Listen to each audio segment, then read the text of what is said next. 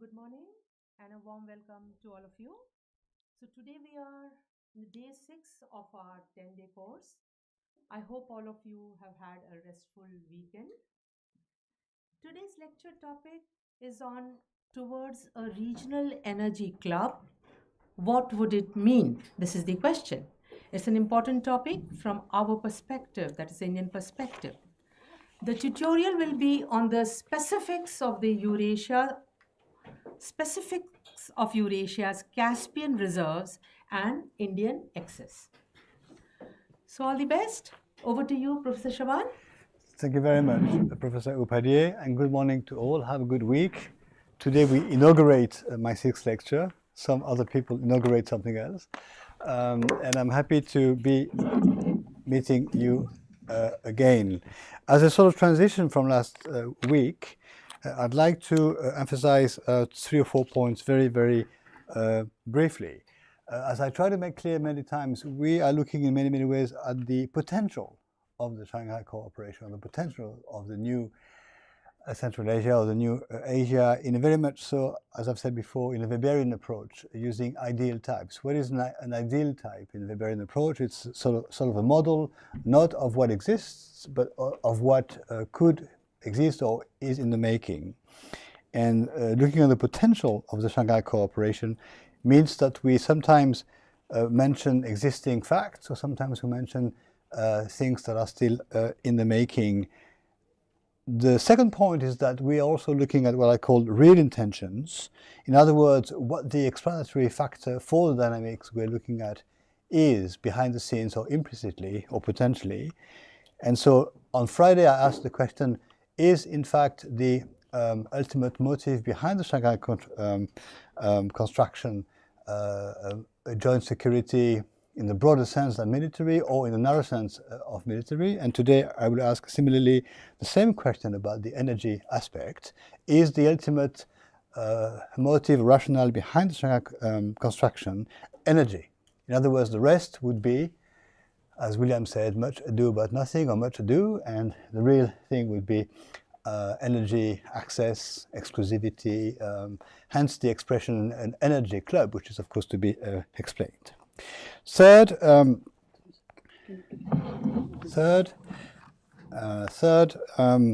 let me suggest to call the contiguity factor something like affirmative contiguity. Not only contiguity in the geographical sense, but affirmative contiguity, meaning what to do by way of establishing, affirming, strengthening, perhaps to some extent imposing the region or leveling off the region with the rest of the world through the factor of contiguity. So contiguity is, of course, a geographical or a spatial element, but it is very much so, in my mind, part of a geopolitical strategy as such.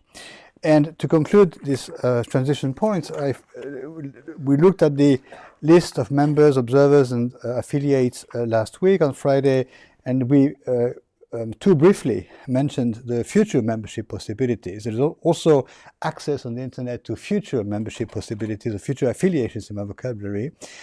And if we mention the countries that are in the minds of some observers, some analysts, this is quite striking.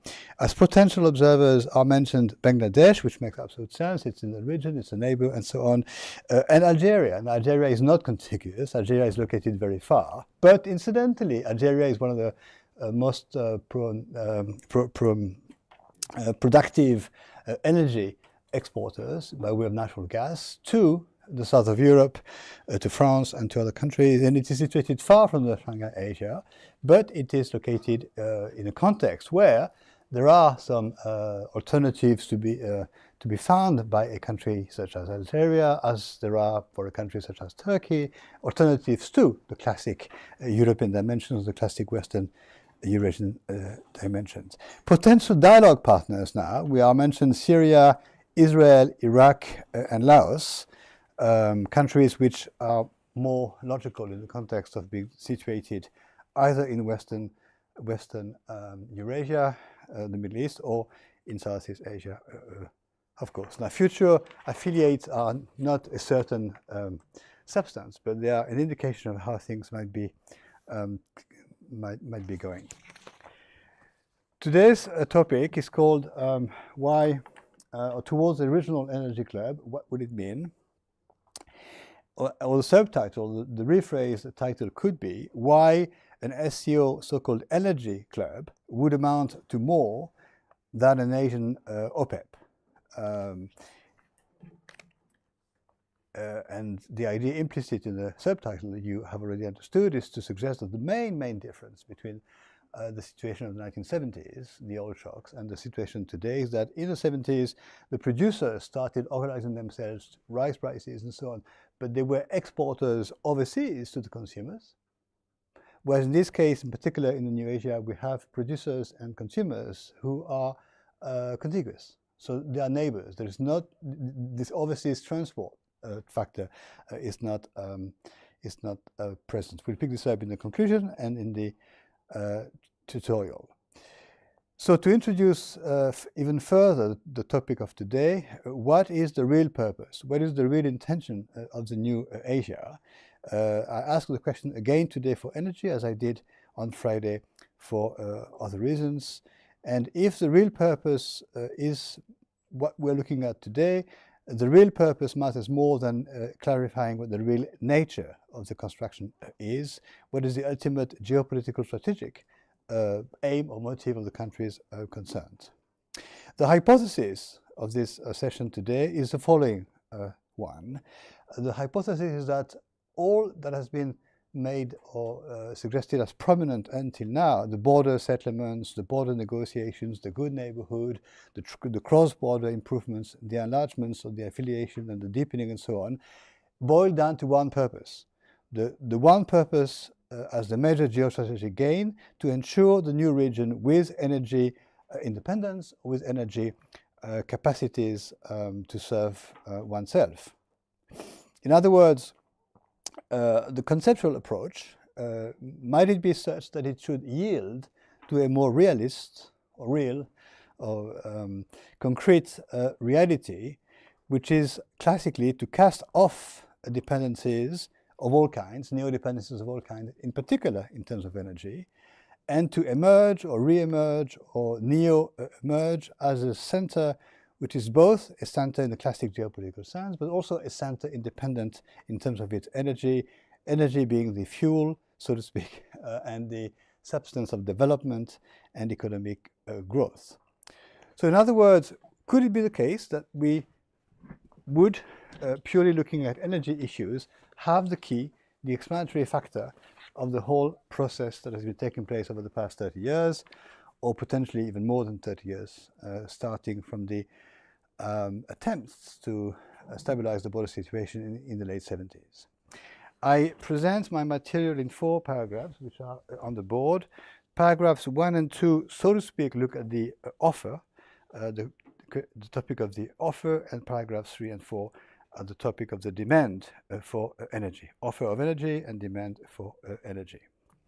Looking or trying to look at qualitative aspects, quantitative aspects, and mixing the two to finish in paragraph 4 with a strategic question, which is on the whiteboard, on the screen.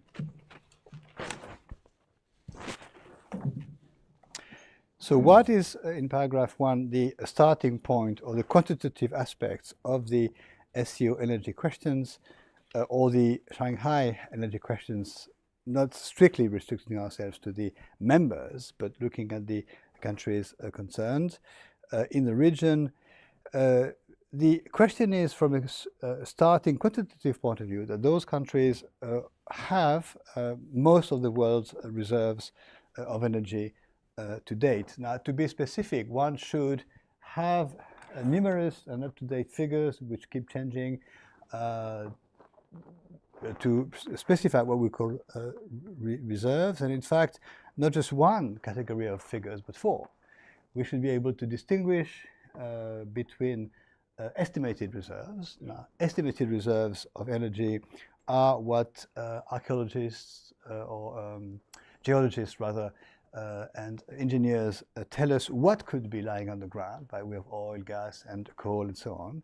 The estimated reserves are just one indicator.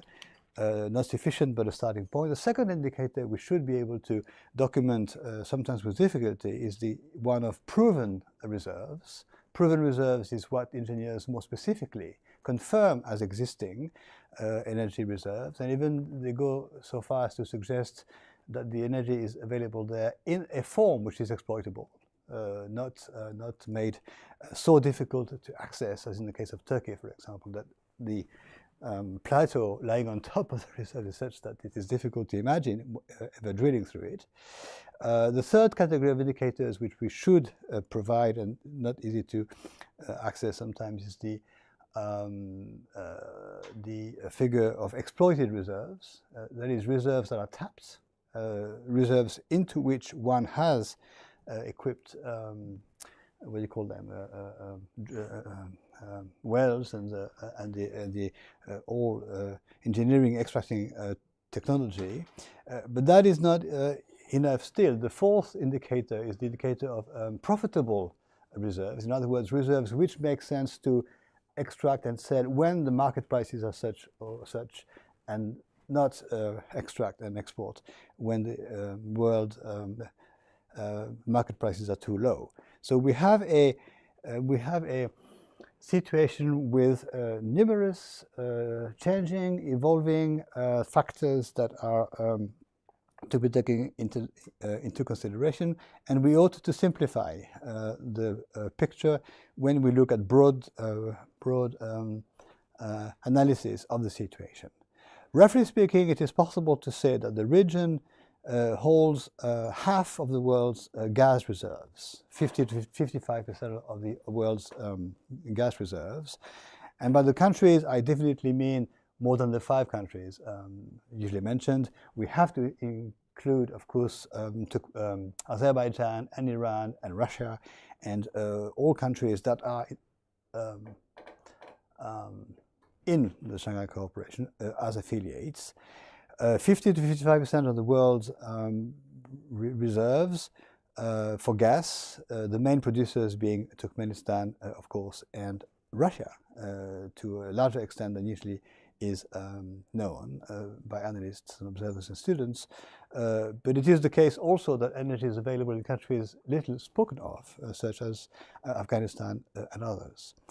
When we come to oil, we have 2 things to mention. Not only does the region hold 1/4 at least of the world's oil reserves, 25% more or less, but it has an additional asset, which is access to the open sea through Iran.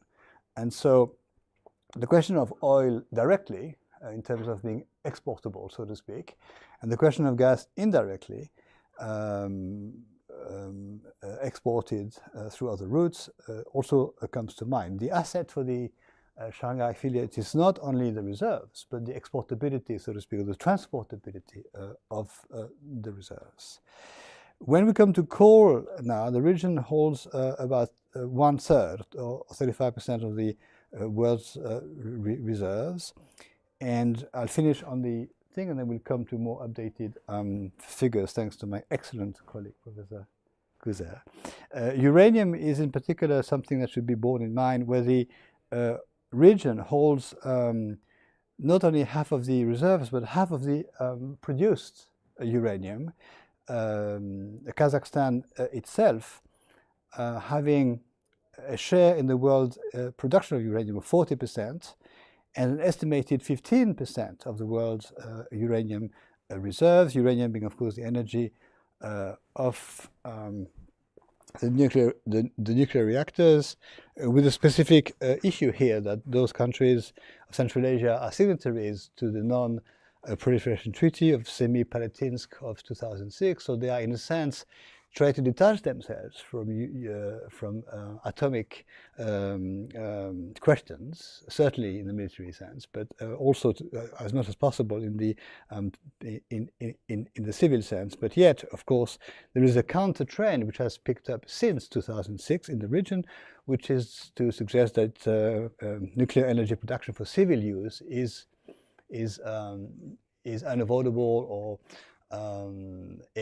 an option to be really well considered as such, and that trend is affecting Kazakhstan, which is in the process of contemplating building nuclear reactors, and even Mongolia. And I heard recently, I think India is, of course, in the same direction, uranium being an alternative to problems of energy production or imports and so on. So we have a situation where, indeed, the region has, at least potentially, at least a competitive capacity to produce energy in terms of other well-known rich producing areas in the world. So when we look at more contemporary figures, we can briefly, and you will notice that the figures are sometimes dating. This is recent, 2020, but even tables going back 5-10 years are relevant because energy reserves haven't changed that much. They are part of geology, so they are there. What has changed is the scientific knowledge of where they are and the availability or the accessibility which they might offer. So we look at the first line, which is Kazakhstan, very prominent among the 5 countries in terms of oil production. But of course, the table should also consider Azerbaijan and Iran, and of course Russia. So gas, we have Turkmenistan very prominent there. The figures mean things to experts. To the layman, trillions of millions of billions of barrels or cubic meters is not so much explicit. Coal again puts Kazakhstan in top position. Hydroelectric energy logically indicates that Tajikistan and Kyrgyzstan, the 2 upstream countries of the region, are extremely capable of producing energy.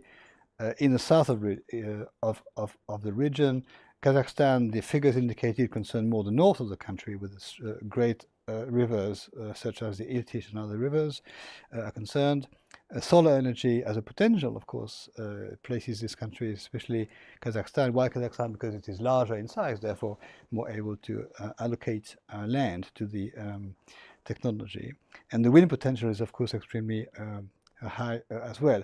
For solar energy and wind energy, we have the same problem in countries such as Kazakhstan as in Mongolia.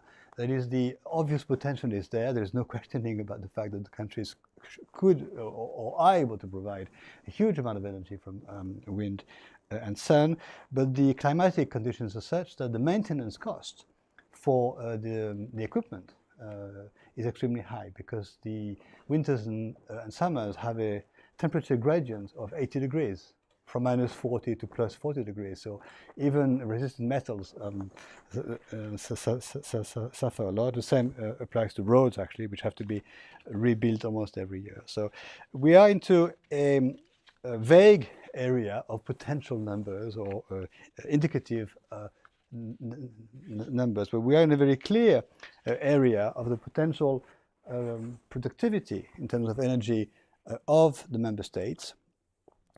And depending on your area of expertise, but even intuitively, taking into account the countries mentioned, they are all, to some extent, energy-rich holders or potential producers, except in the case of countries which are also producers but not self-sufficient. They are countries that are net importers, which either have no choice but to import massively, or also made to import because the energy imported is of a better quality than the energy self-produced. China and India in particular are producers, but also massive importers for that reason. China has coal, but of a lesser quality than imported coal.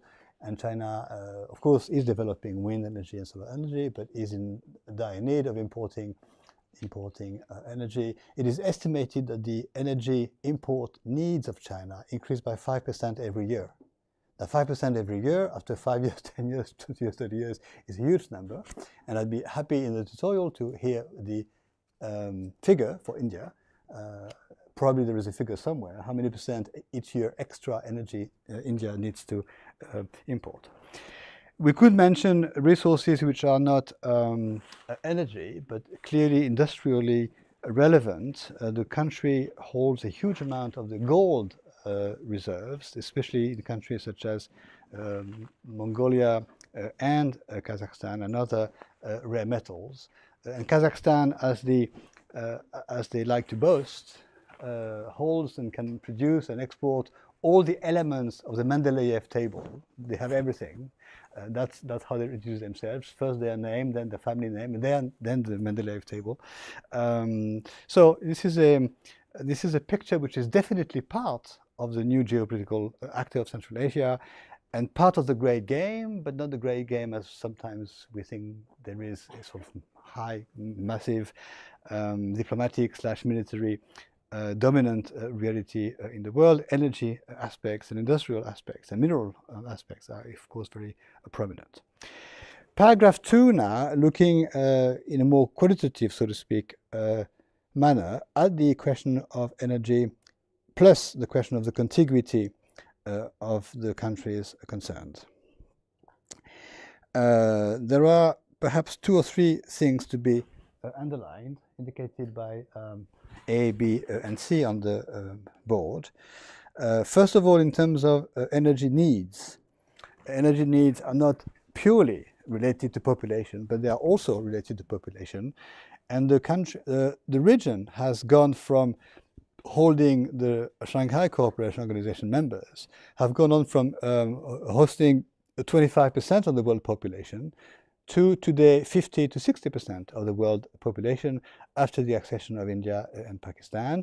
In other words, 2/3 of the world's population live there, and 2/3 of the world population have to be housed, serviced, educated, and so on, or transported. And so the figure is dazzling in terms of being immediately to be put in perspective with the energy reserves. However high the reserves are, however efficient or quantitatively speaking impressive the production of energy is, the needs are also exponentially expanding, because not only is this a high population, but it is a population which is young, which is growing in needs in countries which are industrializing very quickly. China, of course, India as well, and also the post-Soviet reconstructive states of Central Asia, and so on. So however classic the demographic factor is, it is definitely relevant. And beyond the figures of today's population, we ought to look at what you could name in English population pyramids, or the sort of age groups as well. Young populations have a faster growing needs for energy than, to some extent, older populations. The second factor, B, territory. Thank you. Is the fact that the territory is not only large but contiguous. I've indicated this many times to you, perhaps ad nauseam, but still we ought to take into consideration. The territorial size of the Shanghai Cooperation partners is 3/5 of Eurasia, and is one that is almost automatically put forth very early on in presenting or defining the region. 3/5 of the Eurasian landmass, of course, is relevant, similarly as the absolute figures of population are relevant. But as I've said many times, this is also a contiguous territory, which is the case of most regions. Of course, regions, if I'm coherent, are the partnership established among neighbors. Neighbors are by definition contiguous, at least in the majority of them. I explained to you as a half joke that Greece became contiguous to the European Union in 2007. And in case of the SCO affiliates, of course, countries such as Algeria are not contiguous. They're still very far away, if they ever become observers. But here we have a contiguity which makes sense, because not only does the region comprise, according to some lists, the majority of the 17 or whatever, 20 highest producers or reserve holders of energy. So most of the potentially highest reserves of energy are there, but they are there among countries which are contiguous and which are, with some exceptions, neighbors, in the sense that energy transportation is not so difficult. Transportation is difficult directly from Russia to China for reasons to do with geomorphology and the mountain ranges of the mountains of Western Mongolia and northeastern Kazakhstan, but they are easier enough to transport from Russia to China via Kazakhstan, for example. Very easy to transport across Iran and easy enough to transport basically from the west of the continent, Western Eurasia, to the east of the continent, Eastern Eurasia. With the exception, of course, of land imports into India, which we will mention in the tutorial, and with other exceptions which make the south of Central Asia and the area around Afghanistan difficult for geomorphological reasons. But there are two aspects to be considered here, and one which I will pick up in a later paragraph. One aspect is the energy transportation among member states or among SCO affiliates, and the other question is the question of energy transportation beyond the common space of the SCO affiliates. To make a not so long, but to make a longer story short, the idea is the following. The idea is that the investments necessary in terms of financing, the investments that are necessary to equip the continent with pipelines for gas and coal is such that the countries concerned either have a reluctance to devote so much money to the construction of thousands of kilometers of pipelines, or strategically speaking, find it convenient to share the cost with countries situated outside the SCO space, so to speak, but which are, of course, extremely high importers of energy, such as Japan, South Korea, in the east, and other countries in the west. And so the dynamic at play is one by which pipelines will be constructed or are being constructed to connect SCO affiliates among themselves, but also able to be continued and prolonged to those countries. But how does one reach Japan, South Korea with pipelines is a very difficult question, because there is either the sea to cross, the sea sometimes called Sea of Japan, which the Koreans call the Eastern Sea, Donghae, and for reasons we could go into. And how does one reach South Korea, which is, of course, an island in the sense of being separated from the continent by North Korea, is a very throbbing headache. But the question is being addressed, and to some extent resolved. I don't know, because part of it is part of the state's not secretive, but sort of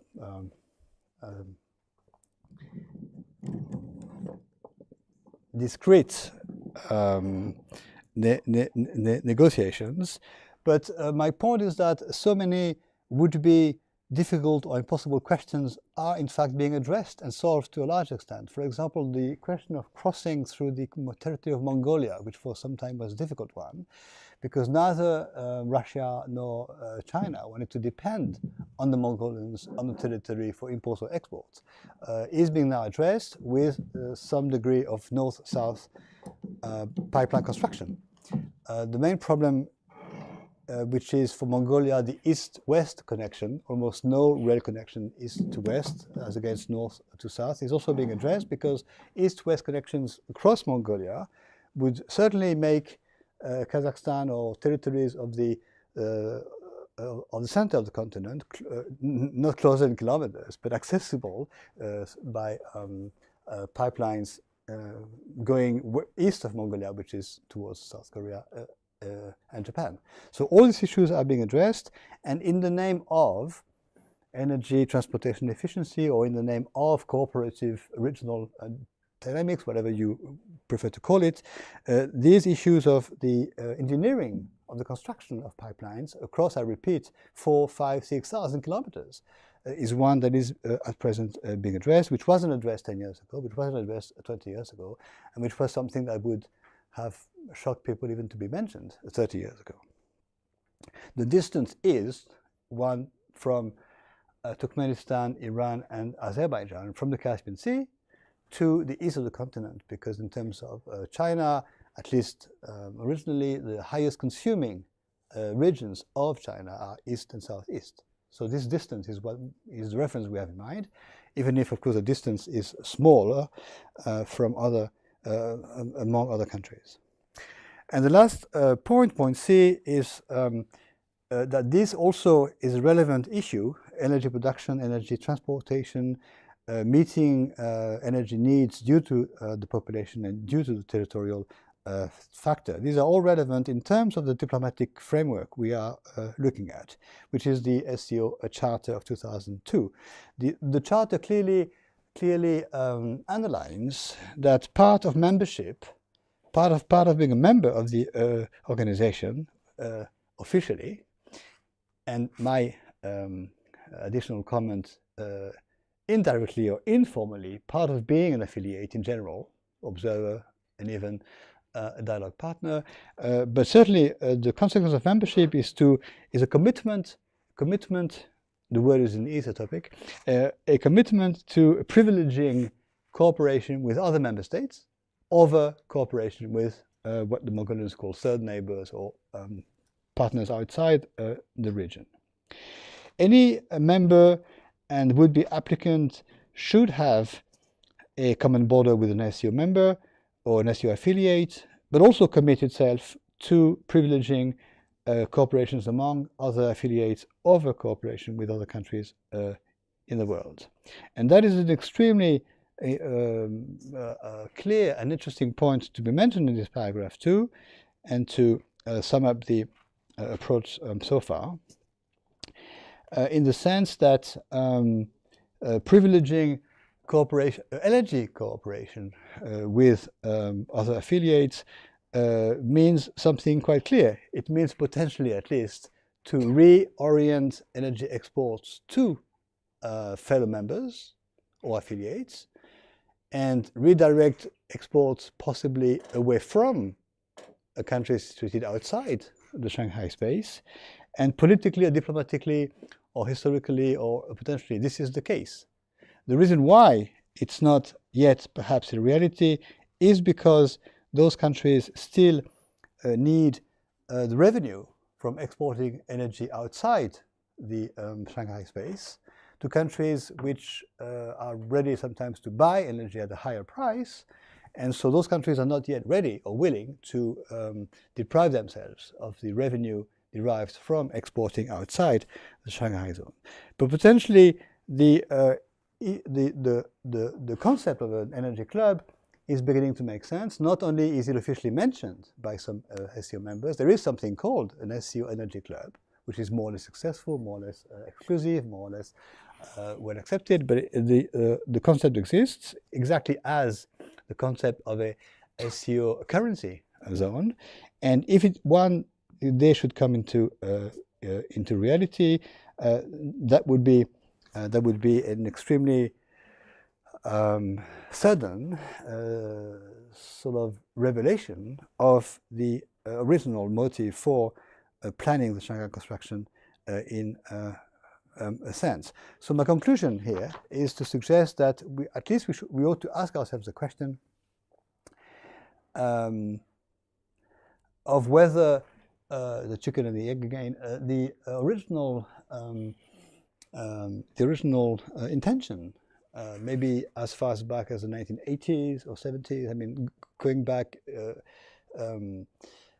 many years before the official launch of 81, 85, 81 of the process, was to facilitate or to build a new post-Soviet or post-something Asia, almost automatically capable of solving the energy question for itself.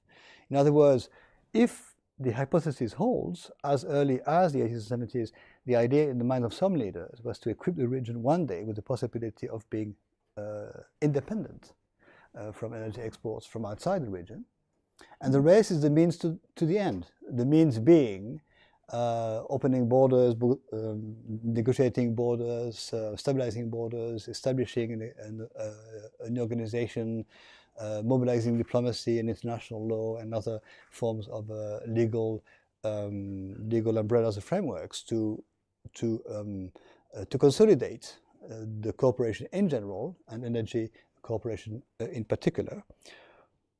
And this hypothesis, to me, is a stronger one than the other one. The other one being that de facto something was done in 1991 and 1996, border stabilization. Suddenly things worked out, negotiations went well, border agreements were signed, everybody understood and practiced good neighborhood. And so somebody one day said, oh, we are good neighbors now. So what about energy? What about currency? What about investment? So on. In other words, the existing means of the institutions produced the later awareness that there could be an ambition to cooperate in delicate areas such as energy. It's an open question which I keep to us, but we could suggest for the tutorial that you have in mind such dynamics as the post, for example, 2008 international economic crisis, which led to decisions among SCO members to create their own economic, financial, banking arrangements to become less dependent on the world financial institutions which had failed. Hence the Asian Development Bank and similar creations, which were perceived not only as a properly Asian reactionary solution, but as a competition or as an alternative to world financial institutions.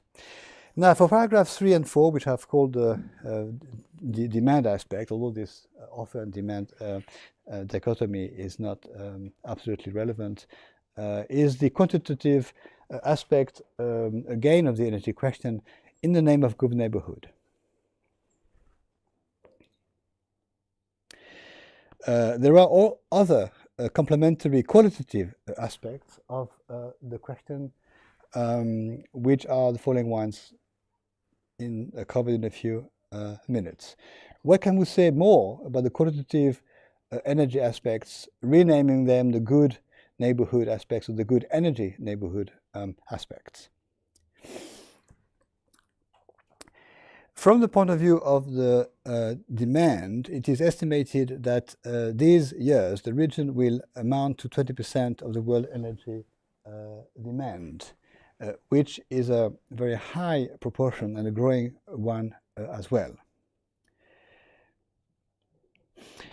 This leads me to the idea that the main awareness of present SCO members or present activist SCO affiliates is not a great game in the sense of a diplomatic, would-be military great game, but a priority which has to do with an energy great game. In fact, energy great game is a sort of a summary of my previous paragraph. There are energy great games in the plural taking place, and we can, and I've just done so in my introduction today, suggest that these energy great games are the key element to what seems to be territorial great games or territorial gains as great games. My contention here is that, as you've already understood, that if we look at the list of new members, new observers, new affiliates, with some, of course, highly diplomatic or historical exceptions, are all countries or territories relevant for energy production or energy transportation or energy connectivity. One thing is the reserves of energy, which we've mentioned. The other thing, and perhaps mainly so in terms of geopolitics, is the capacity to import, contiguously speaking, or bypass obstacles to importations. And here I think the case of India and Iran is absolutely not just relevant, but fascinating in the sense that if I rephrase the question in a very classic geopolitical way, the links between India and Iran, situated not very far in terms of kilometers by way of the whole region, the links are a way to bypass the land obstacle which is the territory of Pakistan at present, but also a further reason why Iran would have been a desired new member in the organization. I think there was a moment when 10, 15 years ago, in many, many ways, Iran was I've said before, a very eager applicant to the organization from the point of view of Iran. From the point of view of the organization, Iran was a very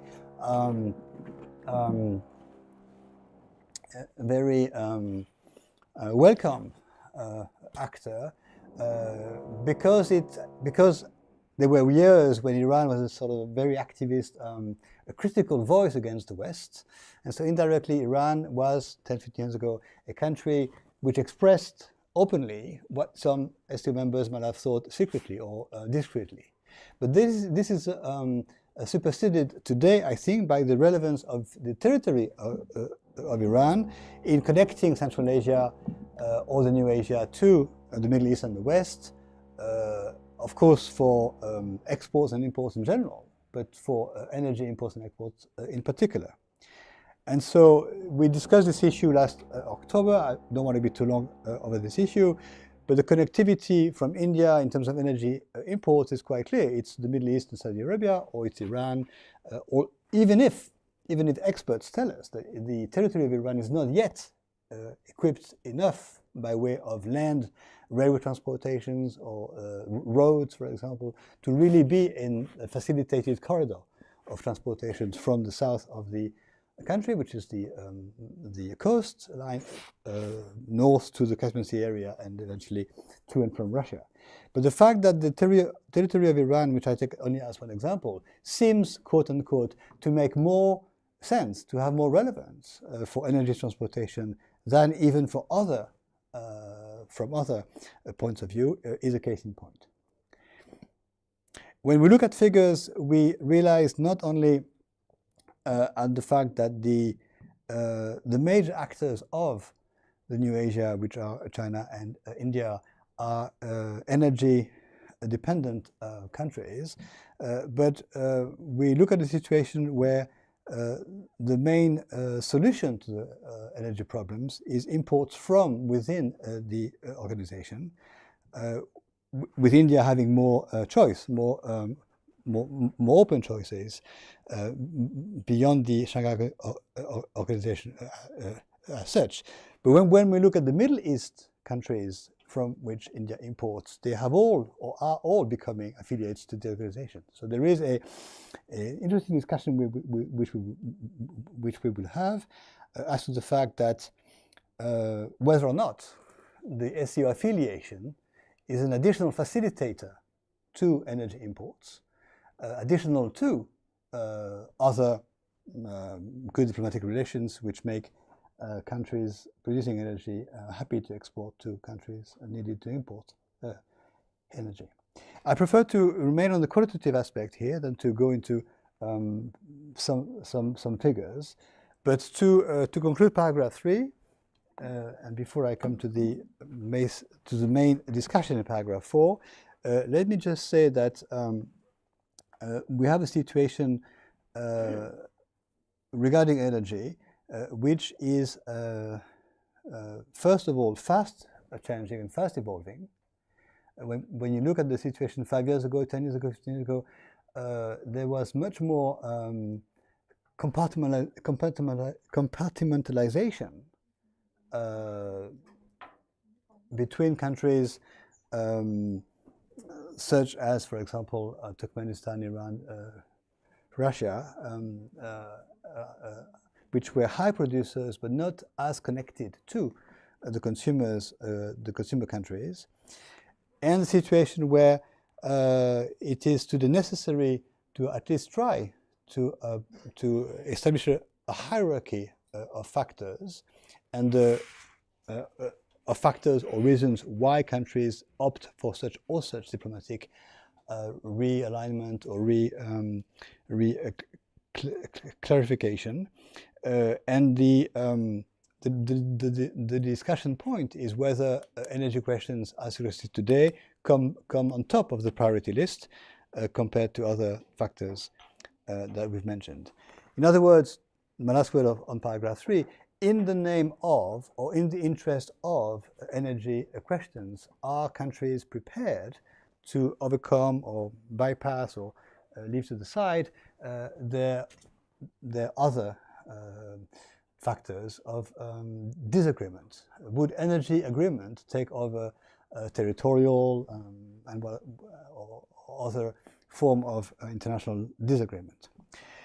Now, to mention paragraph 4, which is called the strategic head-to-head scenario or hypothesis, I will mention the concept used by a French scholar, Jean-Louis Domnac, many years ago. In fact, very early in the post-Cold War times of the early 1990s, and the discussion of his suggestion.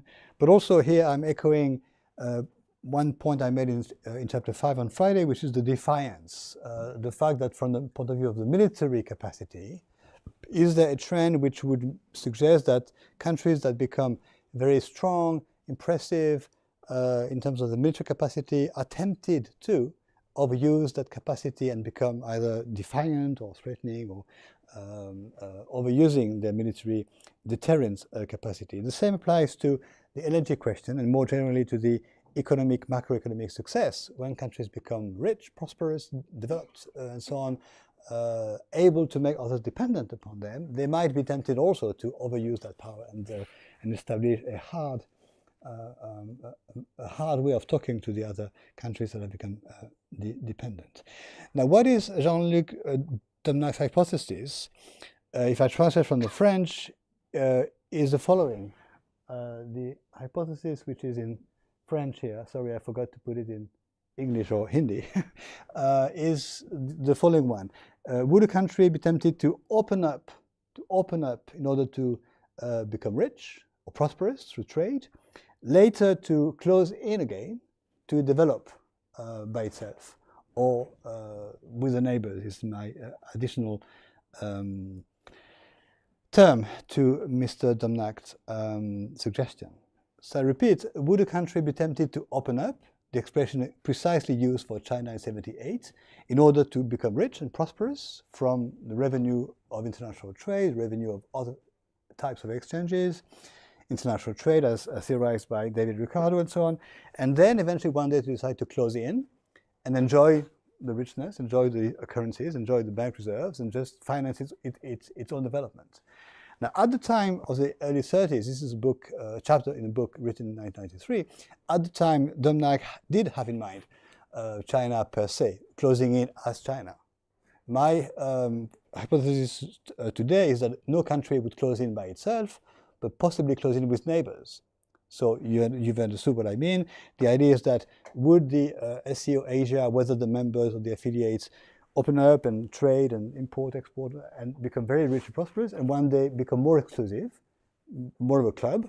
The word club suggests exclusivity, and enjoy the development of themselves at the expense of development of other countries in the world. So these new dialectics of opening and closing in, I think, should be taken into consideration. The issue of opening up and becoming prosperous exists in history. This is exactly the way in which Japan became prosperous in the late 19th century. The Meiji era suggesting to opening up to the key partners at the time, which were England and the USA, becoming very rich and able to buy military equipment. And then in the late 19th century and early 20th century, Japan embarking upon the expansionist story as we know it. But opening up to become rich is also something that has characterized Korea in history and other countries which cannot become really developed or prosperous if they remain closed. Now, the issue of opening up to the foreigners means something quite specific to the Koreans, the Japanese, and others, but is an issue which concerns us all. So the hypothesis that Mr. Domnac is suggesting to us should be perhaps kept in mind or picked up and modernized, of course, in the present years, but one clearly relevant for the discussion, of course, with its limitations. Because what does it mean to open up and become prosperous and then eventually one day to close in? It means two things. Not only does it mean to become defiant or neglecting or distant from the rest of the world, but it means to do so at a time when the region that would close in is able to sustain itself without the rest of the world. And this is not yet the case, not only because theorists and economists tell us that without international trade, progress and development is slowed down, that countries need free trade or at least open trade in order to maximize their resources and development capacities. But it means also that a region such as the new Asia that would close in terms of energy exports would deprive itself of the revenue derived from the energy exports to the rest of the world. And as I understand, this is not yet the case, that in macroeconomic or macro-financial terms, the countries we have in mind are not able to do away or do without the energy derived from energy exports. But this is how the question is phrased to you this morning and how we can discuss it. We could, if we have in the room OPEP experts, they can tell us to what extent OPEP countries, at least those in the Middle East, might be prepared to focus more and more on exports to new Asian countries, by contrast to exports to so-called Western countries, or whether this is ever impossible, or whether this is something that is being considered, or that will never happen because the issue of international energy trade revenue is the one that I've mentioned, and so on. Now, to conclude, so to speak, on paragraph 4, let me mention something else, which is a term that I haven't used yet, and that is called sometimes the energy or the oil peak. The energy peak or the oil peak. That is to say, the date until which oil is being extracted and produced and sold and consumed and used, and the date after which oil will basically run out, not in geological terms, but in terms of profitability, and having to be replaced by other forms of energy. Now, the year of the oil peak, I think, is being pushed back all the time. There was a time, I think, when the oil peak was mentioned as something relevant for the 2030s, 40s. Now, the date, I think, is 2050. And it's probably going to be pushed back because new techniques of extracting oil by fracking or other forms of techniques are being developed. But that is one reference point which we can have in mind. If the oil peak is 1950, we have 25 years to study it. The question: if the oil peak is closer in time, we have to shift our analysis earlier.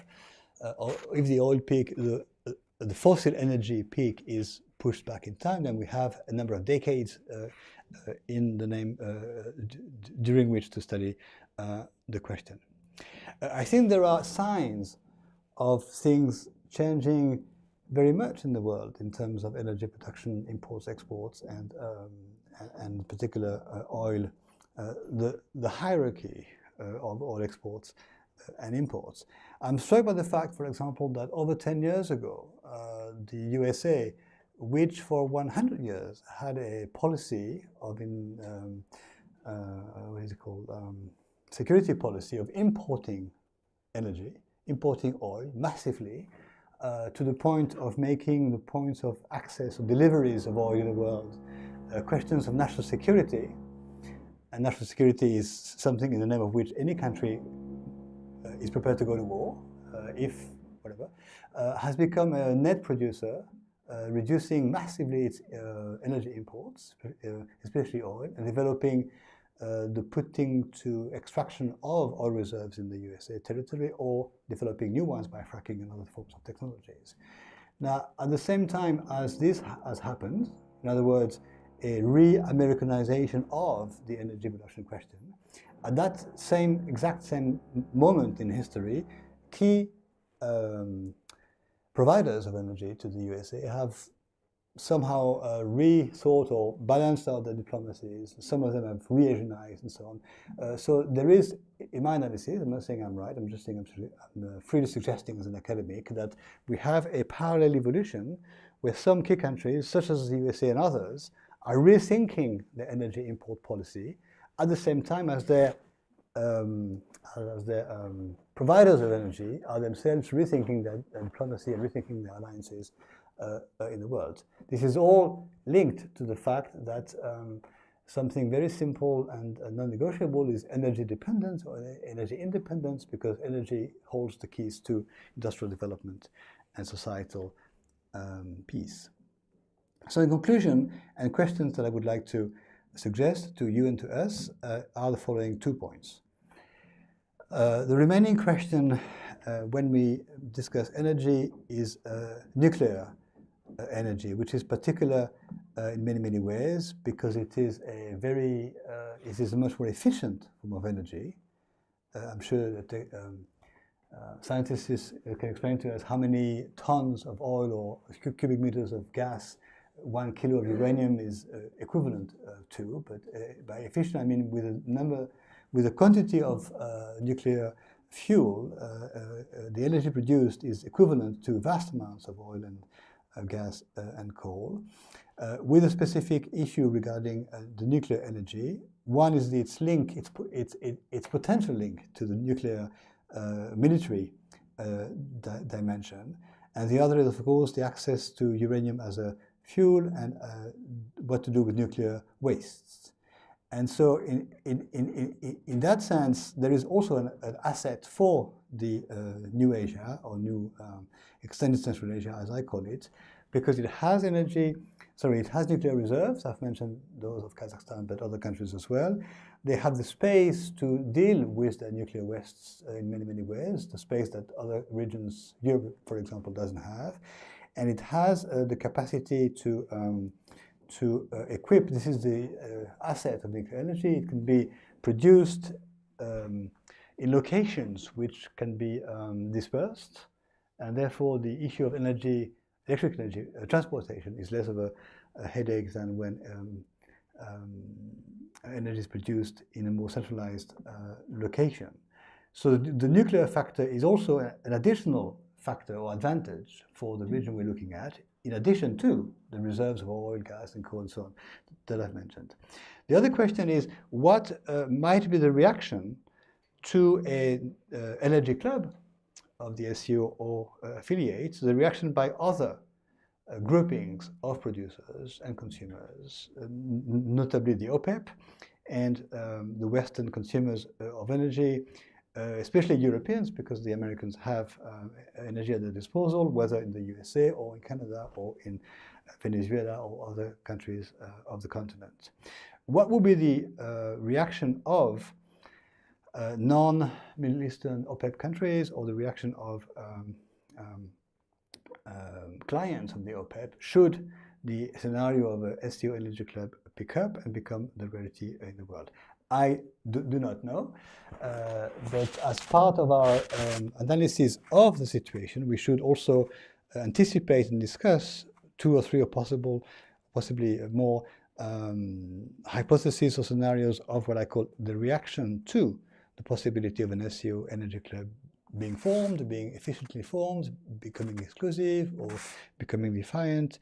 In other words, the day when, this is a science fiction option or a hypothetical question, the day when energy produced within the Shanghai zone would remain within the Shanghai zone and benefit the countries in the region. So many questions for the discussion after tea at 11:29. Thank you so much. Thank you. Thank you very much for your... I think you wanted the pipeline once. I had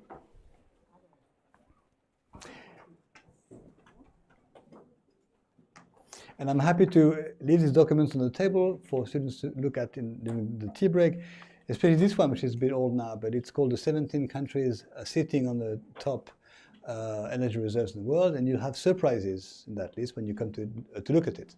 You have figures, detailed figures for India in particular and other countries, so please come and look at this. This is the same as the, but this is for nuclear energy, and this is something on the SCO concept of the club, written by 2 colleagues, Vitaly Bushoyev and Valery Pervuhin, quite relevant, despite the fact of being written some years ago. And my colleagues' excellent documentation here. Yes.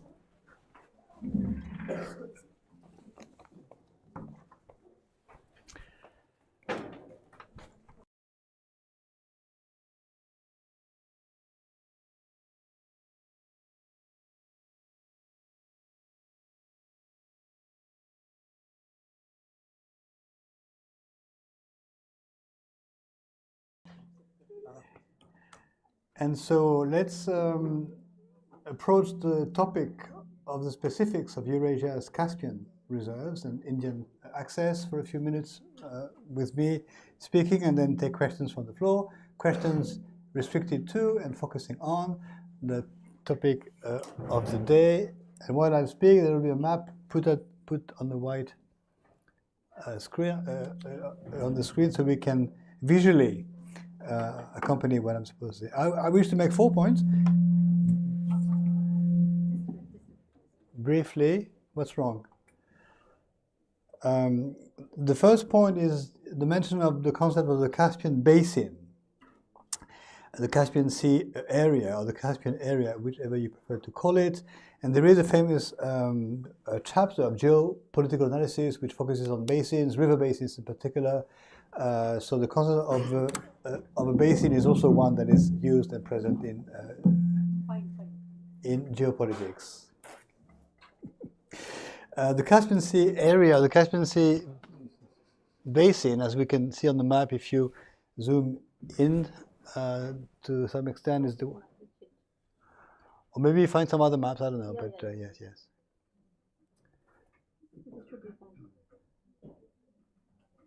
Maps being interpretations more than representations, as we know. Is a basin with which you are familiar, but with a map we can see more clearly who is part of it immediately on the shores and who is out of it. Incidentally, the Caspian Sea itself was the object 5-6 years ago of an agreement, finally an agreement that took 10 years to materialize among the countries that are maritime neighbors around it. And they agreed finally on the status of the Caspian Sea as a sea, I think, and not as a lake or vice versa. The issue being precisely that if it is a sea, there is an international water zone in the middle of it, and if it is a lake, there isn't. So there is a Caspian geopolitics as such, which mobilizes very actively the countries around it, because it made a change, of course, 30 years ago, is that the country, the Caspian Sea neighborhood has gone from 2 countries, Iran and the USSR, to all countries around, Azerbaijan, Russia, Kazakhstan, Turkmenistan, and Iran. So it's become a complex zone in itself. This is visible. You can see the Caspian Sea around it. Yes. No better map. No. So the point here is to suggest a word which is presumably too strong, but which is useful for discussion. That the Caspian Basin's sort of monopoly or dominance or centrality is indisputable. It is indisputable, that's my contention, that the Caspian Sea holds the energy keys, the energy reserves of the years to come, maybe the decades to come. Depending on the indicators, of course, the Middle East is still, the Gulf area is still the first producer in the world, but there are, in terms of reserves and potentials and contiguity and strategic use and geopolitical construction, something to be said about the Caspian Sea, with Azerbaijan, Iran, Turkmenistan, Kazakhstan, Russia, some of the major producers of energy in the world. Now, a recent fact has happened, which should be taken into very serious consideration. That is the halting or the delaying of the pipeline link between Turkmenistan and Azerbaijan. That link, which is going west in a sense, would have connected Turkmenistan and the east of the Caspian Sea, which is the reasons the countries I have mentioned, to Azerbaijan, and from Azerbaijan to the Mediterranean through the Tbilisi, Baku-Tbilisi-Ceyhan pipeline I've mentioned before. The construction of the undersea pipeline from Turkmenistan to Azerbaijan was halted, and so this marks to a large significant extent the Easternization or the Shanghaiization, so to speak, of the reserves of the Caspian Sea, to be destined to remain south and east of the Caspian Sea and not to be mainly exported west.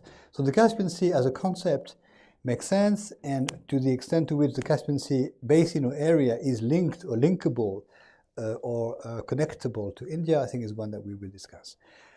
The second point precisely is to suggest that reserves of energies are one thing, but more important than reserves is the export routes from the region where the reserves are. Of course, without reserves, without any resources, the question is quickly to be closed. But with reserves comes the next question, more fundamentally, is the export routes. And there aren't that many routes to export energy from the Caspian Sea area to the rest of the world.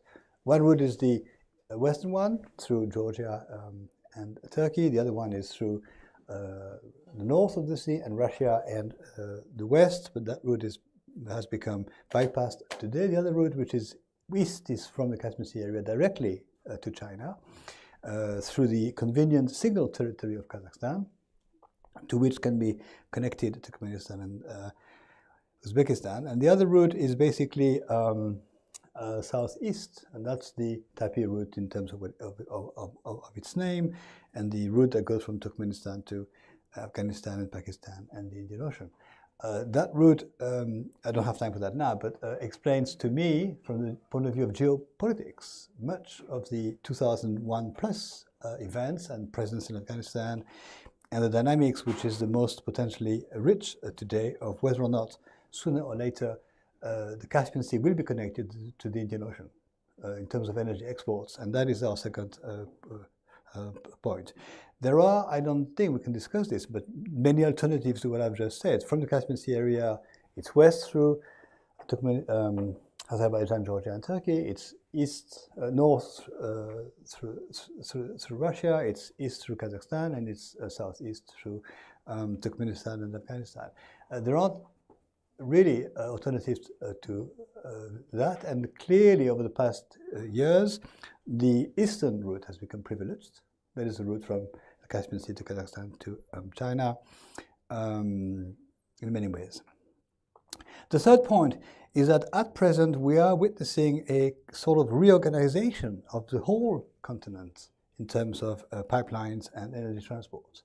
We are witnessing a reorganization which is happening on that scale of the continent in terms of ambitions, potentials, financing, reshuffling of diplomacies, and so on and so forth.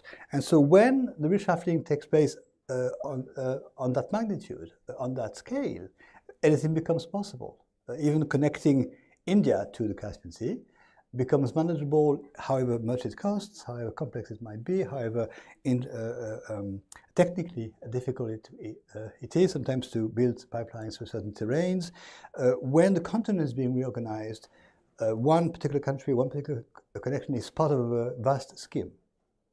When the issue is that everything is already organized and there is an additional stretch of connectivity that is to be done, in relative terms, it's more complex. When we are looking at the whole continent being reorganized, any small portion, so to speak, is more manageable. That's my contention. And my last point is to again suggest, but then we should have another map if you could. I don't know, it's difficult to find a proper map. But a map that would show us in just one blink of the eye the distances concerned, and the fact that there are alternatives or that there are no alternative to certain itineraries and routes. To the question, which is the same as I've asked before, how to go from the Caspian Sea to certain destinations. India is one thing that we should discuss, but there are other questions as well.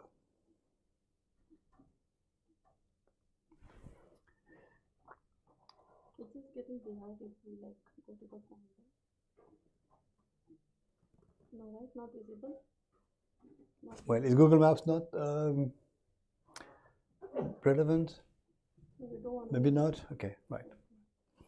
Well, without a map, the map would make it easier, but we don't need the map because we are.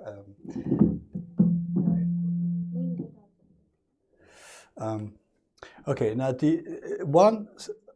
some territories are particularly privileged when it comes to the issue of energy exports, and Iran is one. Iran is the ideal territory when it comes to this issue, because it is, first of all, a territory that is a producer of energy, an exporter of energy, located near the Gulf and the ocean with open access, and located in between two major producers that are directly relevant to what I'm discussing, Azerbaijan and Turkmenistan, and it is a linked territory between Asia and the Mediterranean beyond Turkey and the West in general. So that territory, logically, in geopolitical history, has been the center and object of coveting and ambitions and alliances and reversals of alliances. And so we can certainly shed a new light on the pre-1979, post-1979, so on, dynamics. What 1979 means in that regard is the fact that certainly overnight, the territory and the reserves and the exporting capacity of Iran stopped being addressed to the West and were addressed mainly to the country itself, and gradually over time, as I've explained to you, readdressed to the East. Since the now the dates of 2005, observer status of Iran to the SCO, 2021, the membership status, and they start making extra sense in terms of energy access to energy, and in terms of energy exports. Certainly, Iran becomes a nexus or a crossroad or a key actor and a focal point of attention. And so what we should discuss is the way in which this and when this changed fundamentally relations for the things for the Indian energy diplomacy, looking at Iran differently and as a connectivity partner. Because what I hear, what I read is really interesting, that Iran is becoming relevant also as a link territory between Central Asia and the West, which is interesting because it means that the concept of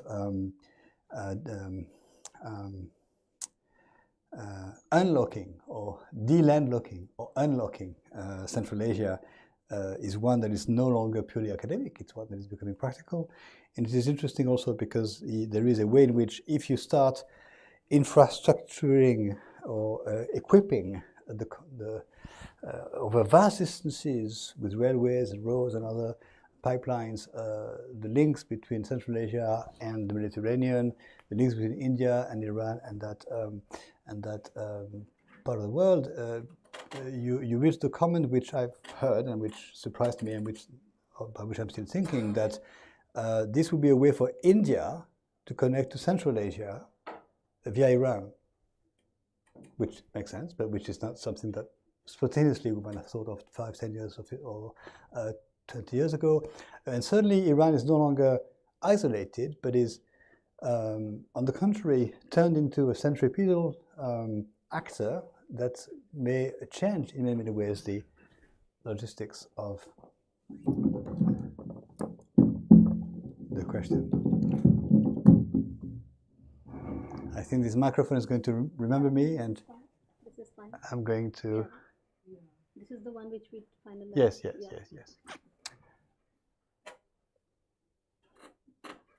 It's visible. So in terms of distance, the fact that a link from India to Iran to the West is in fact not far from the connecting link from Central Asia to Iran, in terms of distance, in terms of real geometry, certainly becomes very credible and clear and logical.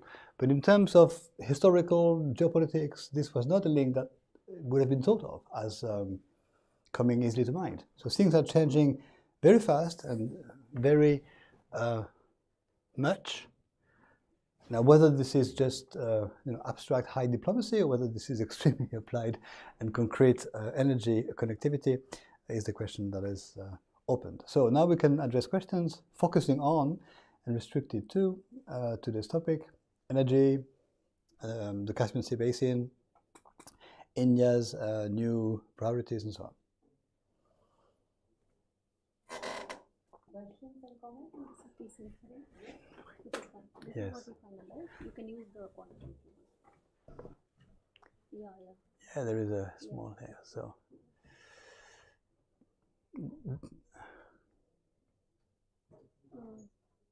Yeah. So whether by sea or whether by land, to be maritime or not, that is a question to quote somebody else. Anyway, so questions from you? Not on the Shanghai Cooperation Organization, but on India's energy connectivity. Did some of you attend the October seminar that we had here at this university? Yes. Okay. So we're not total strangers to each other. No questions?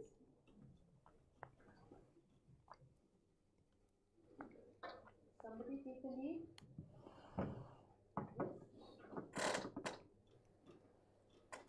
It can be a comment, if not a question. Disagreement, a rebuff. Also disagreement.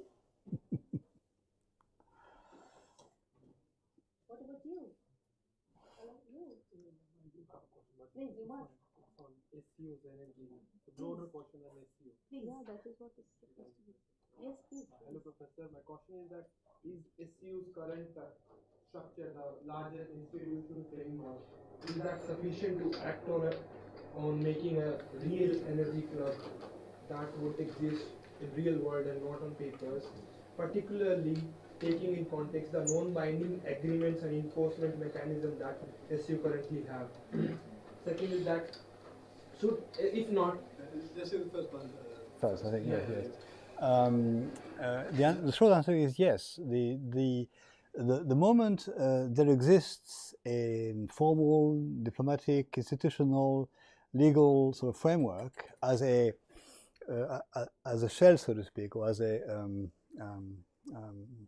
container, there is a possibility and also the will to fill in the container with content.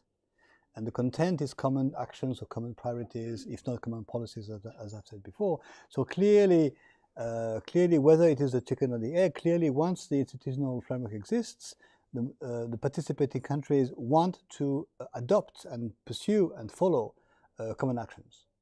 Now, some of them are security oriented, the fight against terrorism, separatism, and activism, and the military aspects, and some other form of content is development, therefore energy access and energy transports. So clearly it is logical that the concept of an SU energy club should have emerged.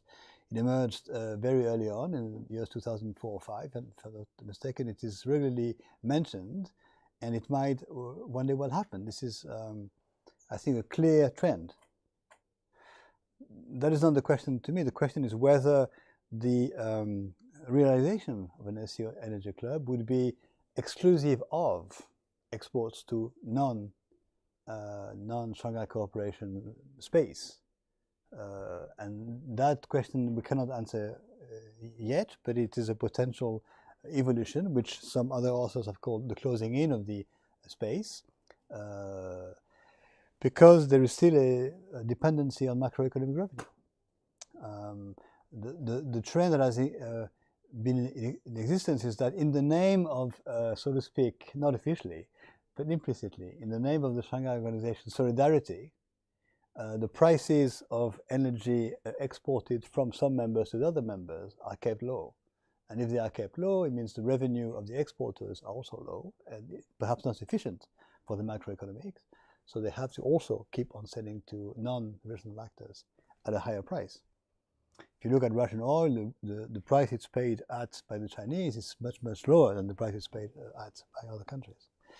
And incidentally, the issue of limitations on export is bypassed because crude oil is exported and then transformed into refined oil by other countries and then re-exported by them to countries which might not have been willing to import directly from Russia. So that's the first answer. What's your second question? My second question, Professor, is that how can SU, if SU at all should be concerned about this more renewable sources of energy, and if yes, how can SU manage and mitigate the risk of over-dependence on fossil fuels in an increasingly decarbonized global economy? That's a very complex question. I'm not sure I have the answer to that. If I see the potential of your question, which you might be aware of yourself or not, actually, but it's a brilliant question because it contains the issue of alternative dependencies. If each country is able to very quickly produce for itself enough renewable energy, then the issue of energy solidarity becomes less relevant.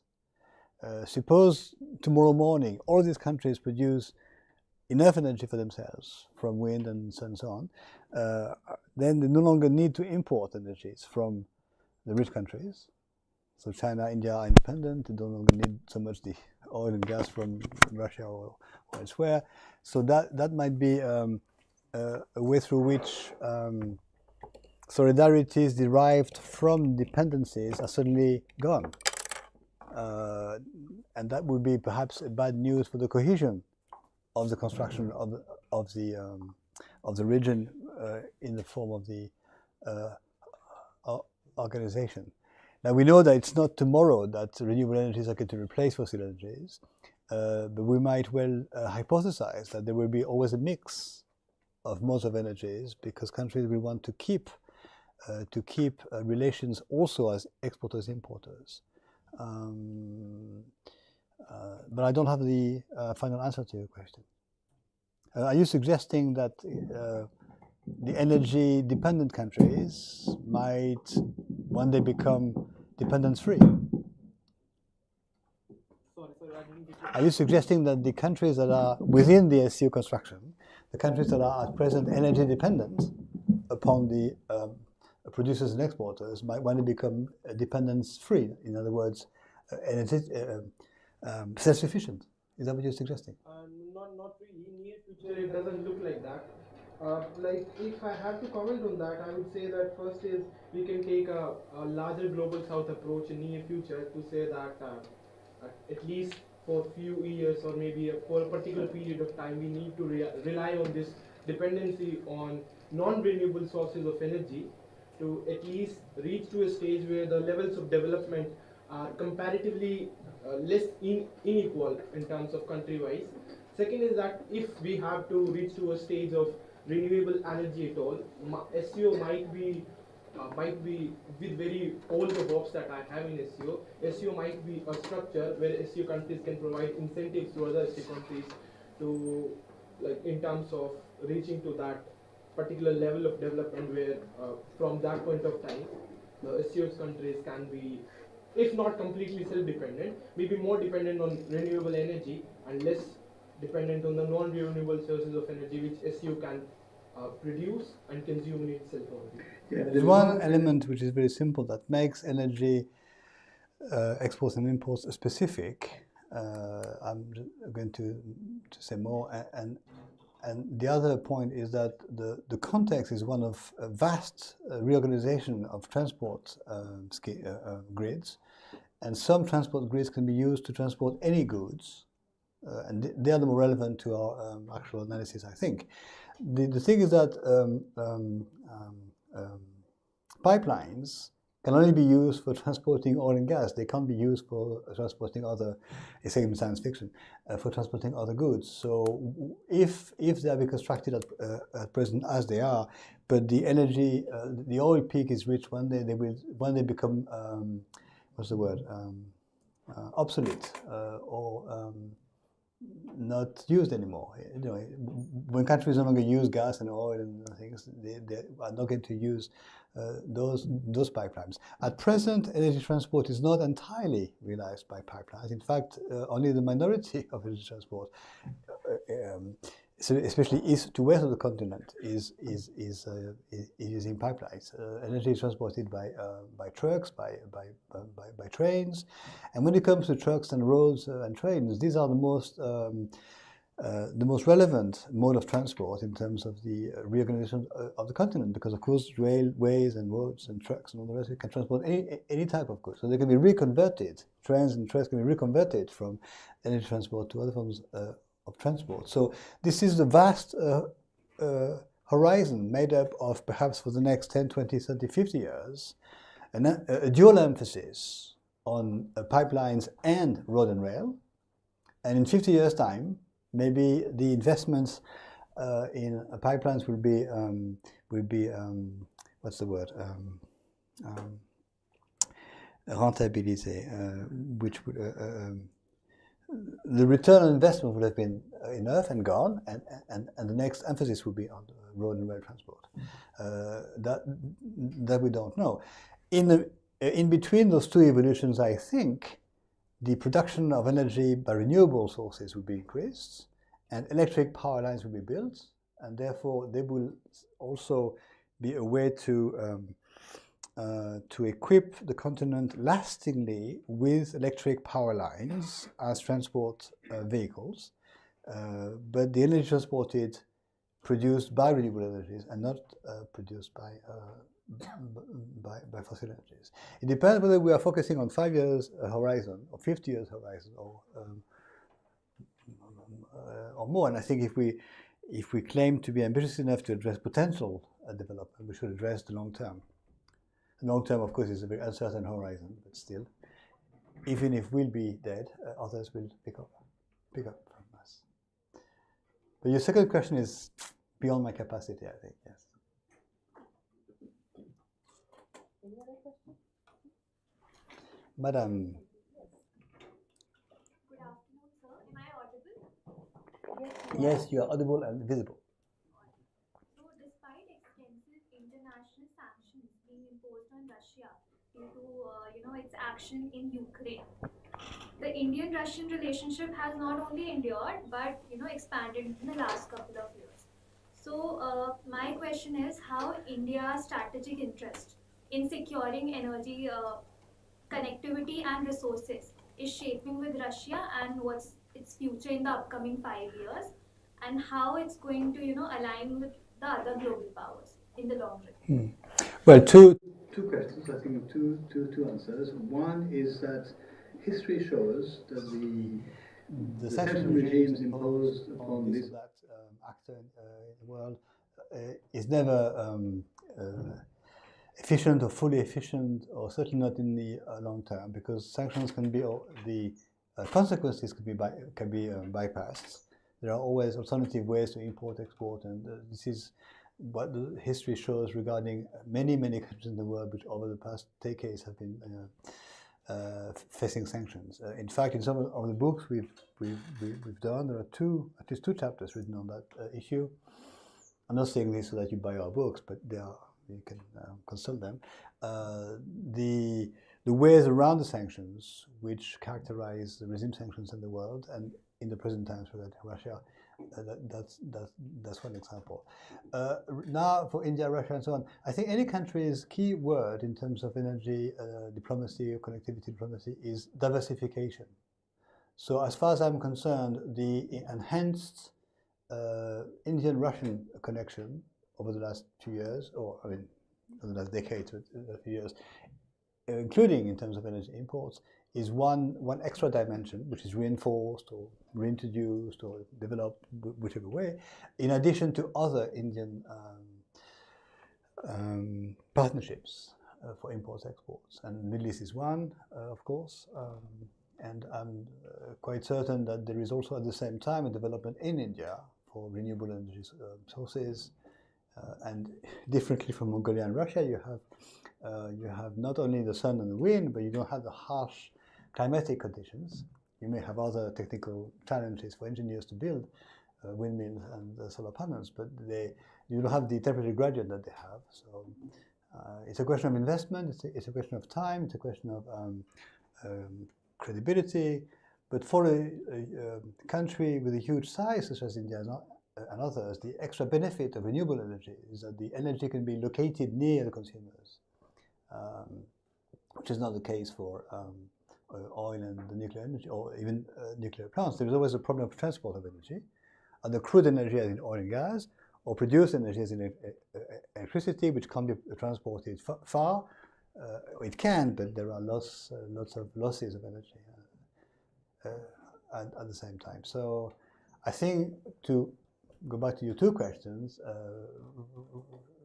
first, Russia's exports are still continuing. They are taking other routes, and India is diversifying its imports. And partnerships, and this is the diversification is often a key to success in precisely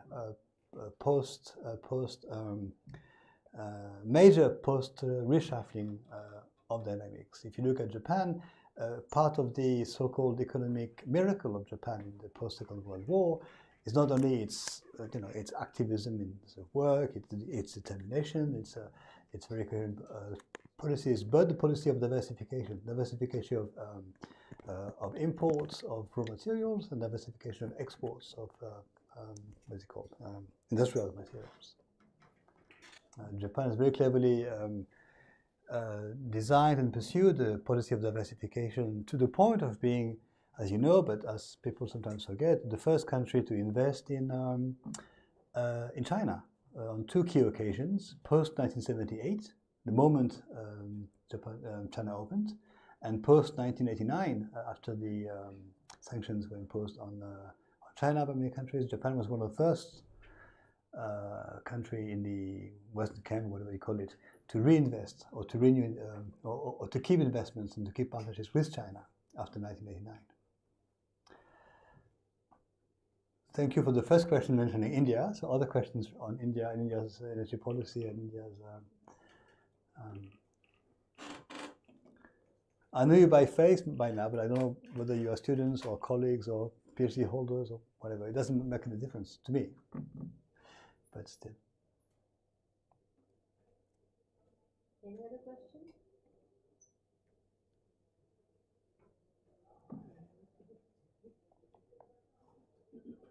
Compulsory because everybody has to ask it. Yeah.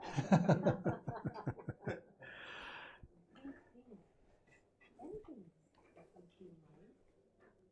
Yeah, think, please. You're very polite not to ask me counter questions on Europe, which I'm not here to teach about, but which. You mentioned about the hypothesis that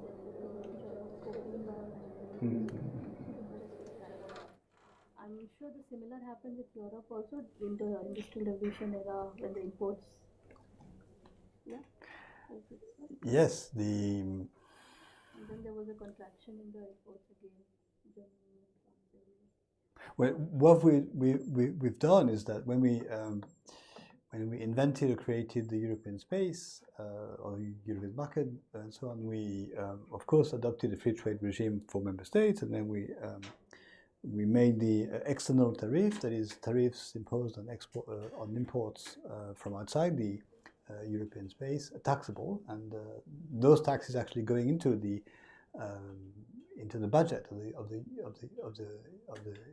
European Community and the European Union. So in that sense, we opened up to ourselves and we closed in vis-à-vis the rest of the world in many ways. And the concept applies. If it's a concept, it should apply to any river construction. The difference is that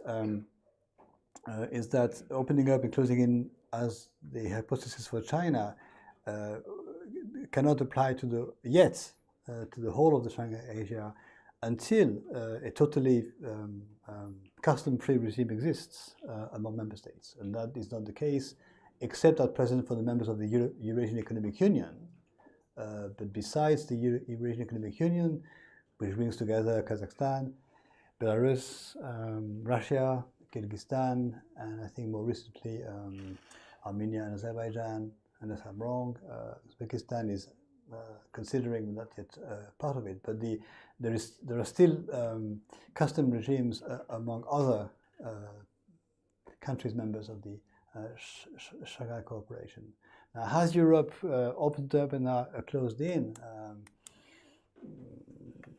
I'd have to think to answer more precisely.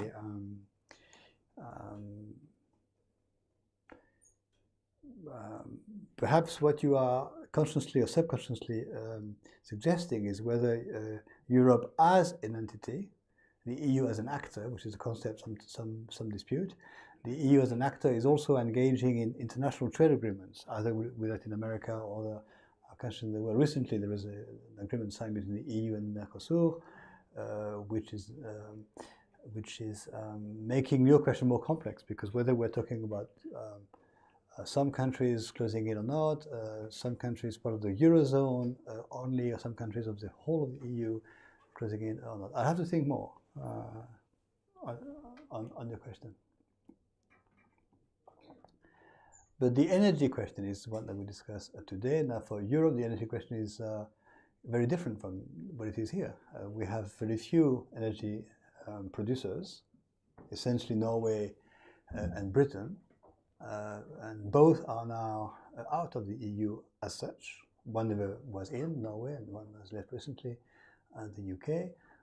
So it means energy is produced outside the EU zone and never in that sense benefited Europe very much. So from the start and all along, European member states have had to find alternative sources of energy, basically the Gulf and North Africa, Algeria for gas.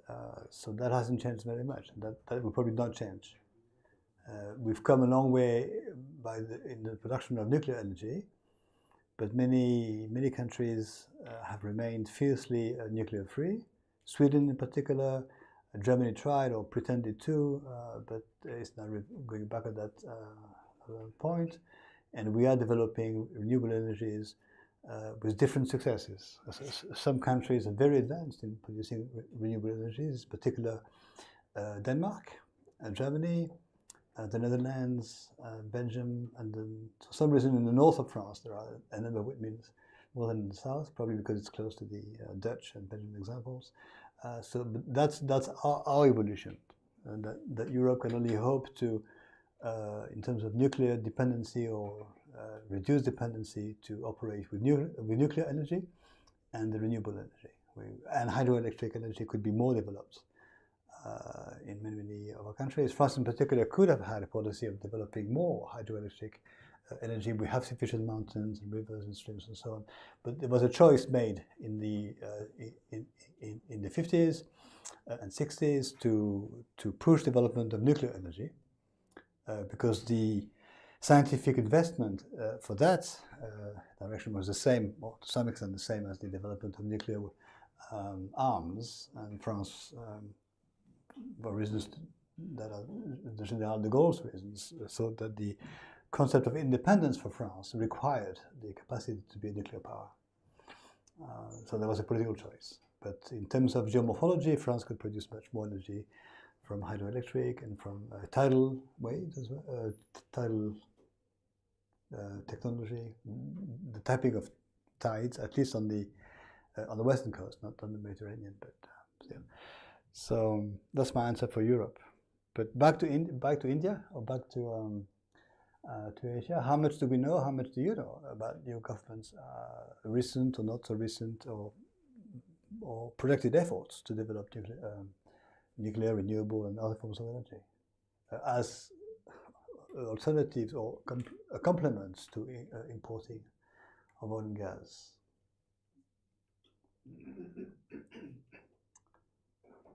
India has been the victim of a Western For which I apologize. No, you don't have to. You don't have to. Because they're importing gas from Russia, but they're asking India not to do that. Also, on the nuclear issue, India was not made the part of this nuclear club. As a consequence, no Western country could have invested in India in nuclear energy sector. In 2006-07, there was a deal which took place between the United States and India, and after that, some of the restrictions and sanctions were waived. Only then we can started having a deal with other countries. France, we have one deal.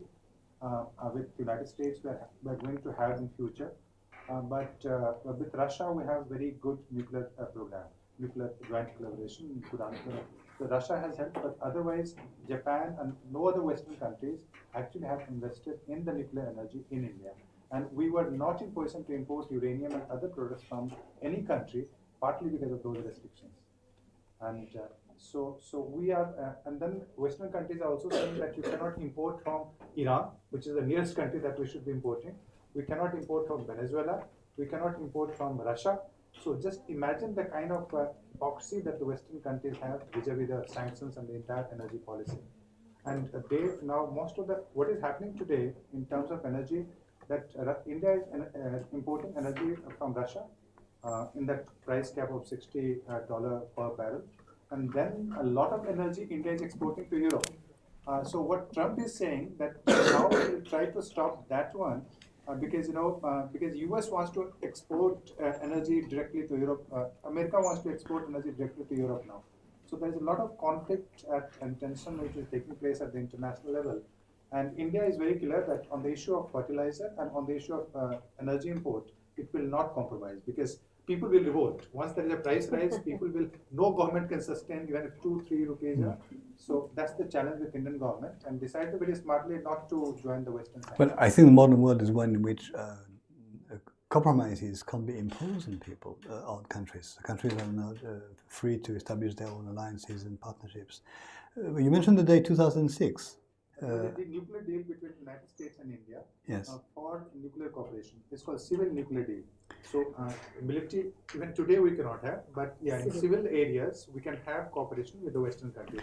So, but even today India has the sanction imposed by NSG, that group which kind of monitors. Yeah, I clicked to the date because it's the same date as the Semi-Palatine Treaty by which the Central Asian countries India went. is not a member of nuclear supply group. So as a consequence, we cannot import, we cannot export. Yes, but since 1998, India is a. No, that's different. Nuclear state testing is different, and this getting uranium from other countries is a completely different issue. Yes, so you're talking about the access to uranium as a raw material to feed the nuclear industry. But in terms of nuclear capacity, you've been a nuclear state since 1998. Earlier, Canada was supplying. The United States we also had agreement, but this suddenly stopped. So my obvious answer to you, which is to me an easy one, maybe it's not a sufficient one, is that now you are together with Kazakhstan part of a same organization. Kazakhstan is the highest reserve and production of uranium. So if it means that the contiguity of the territories means that exports, imports of uranium from Kazakhstan should. The problem there with Kazakhstan is that Kazakhstan is very close to Chinese government, and even there is a competition between India and China on acquiring the hydrocarbon, this what you call this oil and gas from Kazakhstan. Partly because China does not allow the Kazakhstan government to sign deals with India. There are always adjustments necessary and in the making, but my point is that before 2017, the situation was one situation, and now it's a different situation because the official charter and policy and practice of SU member states is to facilitate, even privilege, cooperation among the member states. To privilege cooperation, at least in the diplomatic language, means to facilitate export-imports. Now, whether a country is more or less willing or happy to see such or such country cooperate together is one possibility.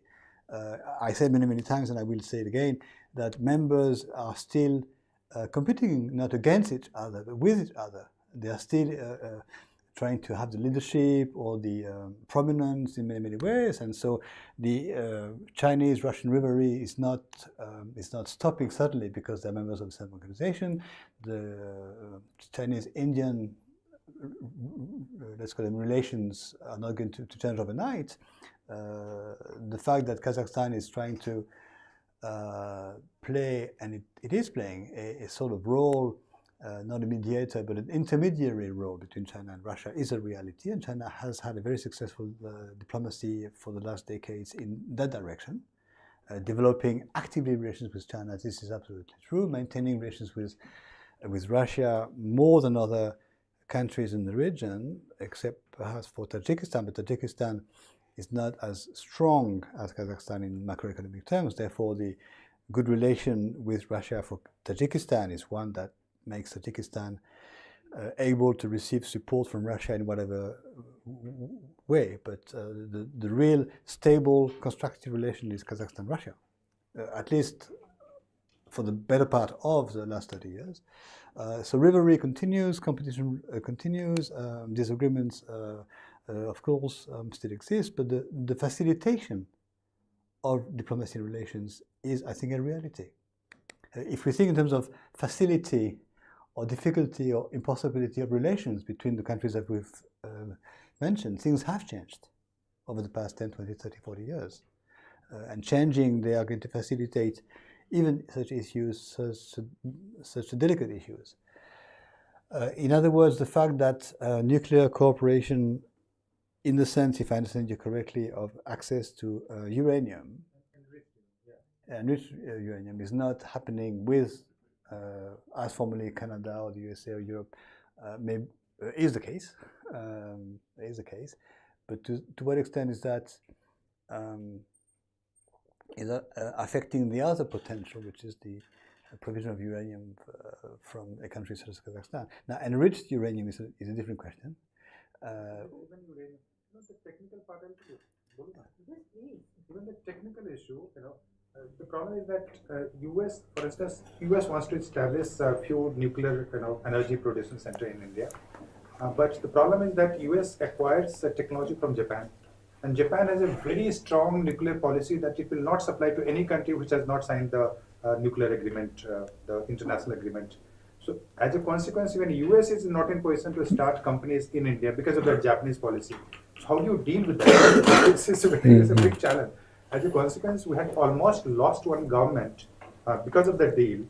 Because Manmohan Singh, the Prime Minister of that time, he said he will sign the deal, or if he doesn't sign, or if India decides not to sign, he'll resign from the government. And we finally succeeded in signing the deal, despite the opposition from the left parties and all. But even today, after almost 20 years, there's not a single nuclear installation supported by US in India. And now, when the Trump government comes to power, we're expecting that something might happen.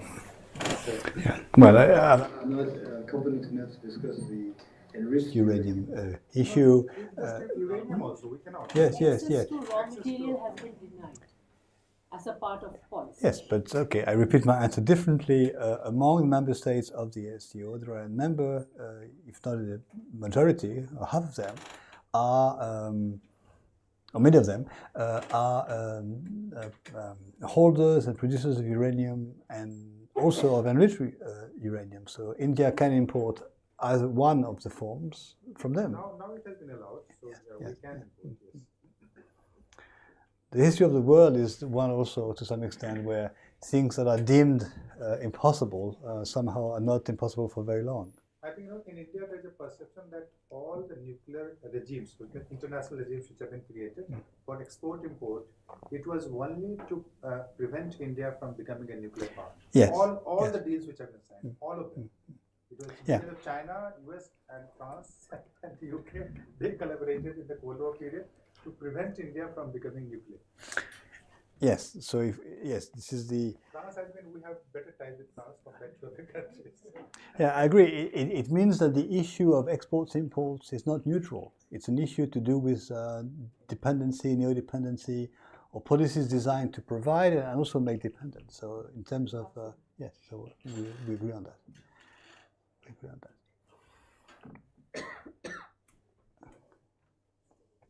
Still thinking. Still thinking.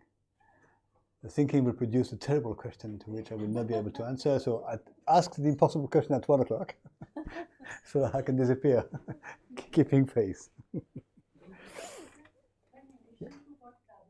Sorry? Yes, one addition to what Rajan said. Yeah. So, India has started to explore its thorium reserves. So, Sorry? Thorium. Thorium is another used for Thorium. Yes, sorry, yes, okay. So, because we cannot, again, as already Sir pointed out, most of the things that is wrong with the current nuclear regime or the exploitation portion. Maybe you could come a little forward. Come forward.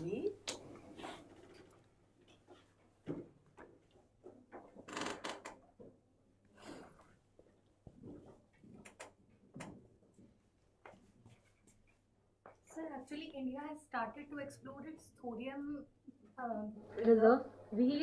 India and Australia have one of the highest portion of thorium which we can extract. So, government have made some amendments in the already existing infrastructure. I think there was a bill in 2023 that has allowed other private sector to extract or check for the reserves that are available here. This is one of because we are So you are trying to say that What are the alternatives? alternatives Yeah, to of uranium. uranium. Okay. So there are other reserves too. Yes, yes. I was thinking about this term as I listened to you. I think there are two things which are um, to be considered with a different, very different time factor. In abstract theory or in abstract dynamics, alternatives can always be found and will be found. Sooner or later, alternative to one material, alternative to one resource, alternative to one import route, or alternative to one form of production of energy. The question is how soon and how much time will it take? Because day after day, morning after morning is a question of how to provide the day's energy. So whether scientists and geologists and engineers can in 5 years' time, 10 years' time, or even 2 years' time find alternatives, I think is beyond question. The scientists and the human genius has always found alternatives to problems. But how quickly, how does India deal with today's energy needs and tomorrow's energy needs? So there is a time difference, I'm looking for the right word, an overlap, different timescales at play. This is my first answer. My second answer is that interestingly we've gone from a class today devoted to energy in general, to nuclear energy in particular. So, and the reason why is that, as I said to you to this class before, with a word that could be better phrased, there is a particular efficiency of nuclear energy. With a small quantity of fuel, one can produce vast amounts of energy. But what about the question that interests me is the diversification of India's import routes for oil and gas from Saudi Arabia, from the Gulf, from Iran, from other STO countries. How is that changing? So it's my question to you. Am I naive and idealistic in thinking that not overnight, but after 6 years now of membership, the reshuffling or the reorganization of India's import routes has taken place? Or maybe I'm naive, or maybe I'm not realistic. At least we have shifted from Iran to a large extent because of when, like during the Trump one Presidency in America, the threat of sanctions in general, even though we have not done it till a large extent, but we are moving a little bit away from dependency on Iran because Iran provides. There is actually zero trade with Iran Yeah. on this issue. We're not importing even one bit from Iran because of the sanctions. Yes, but on the issue of Russia, we decided not to join the sanctions because otherwise all the sources would have dried up and we don't have any source. So we are not importing from enemy country from Iran. The major importing the countries that we import, Saudi Arabia, this UAE, and Russia. Today, Russia is the largest with 38% of energy import just from Russia. But it's just for the last 2 years. Earlier, it was Saudi Arabia, UAE, Qatar, other Gulf countries, Bahrain, etc., and a little bit from Venezuela also. But now governments of US say that you cannot import from Venezuela also. So that again has become a challenge. Yes, but what the foreign government can say is not presumably going to be the key factor forever. Yeah. It is because the problem with China and India is that in our case we import through our private companies like Reliance or whatever companies are. But these private companies are because they are dealing with US, so they will come under secondary sanctions. So just because of fear, they'll not even touch Iran. They'll not touch Venezuela. So it's not the state which is dealing. The state can defy it. When it comes to defense exports, we can defy it. But it's done by the private individuals like us, and our children are in the US, our companies are in the US, so we cannot defy the US. That's the real problem. But China can do it because China has many shadow government companies. Which route does energy and oil and so on from Russia take to reach India? Gulf only. Okay. So I can sense that the question is anticipated. I should have asked the question maybe in 5 years' time. That the extent to which membership of an organization facilitates significantly the imports of certain resources by one country, and I still believe it does, but maybe I'm neglecting some time factors. Okay, I have to think more.